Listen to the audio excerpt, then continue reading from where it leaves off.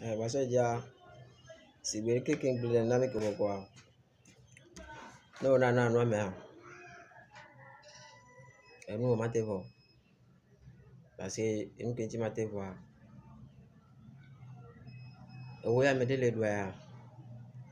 ye operinti eso nem ba la si o e ti o la te bi àwọn ame la gbe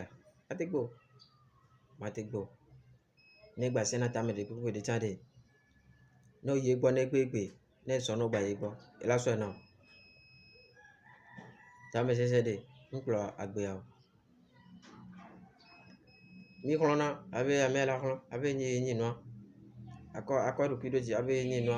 orike ame de ado nsen kaka ke bi to be ke bi kwa yin to di elu ki kwa mi se kwa ame de aju sen kaka kwa ke akwa tanto kudo so do kido me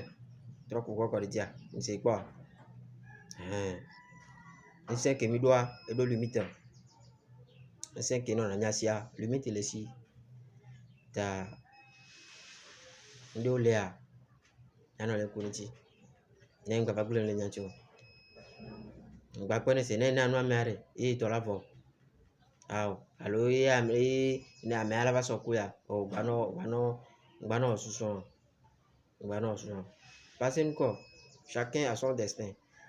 egbe ala si o nle ya si o eso a ela te va nesi bo ma no wa si o ose ko me afi ke o de vi na kwile ni ona pe na de ti de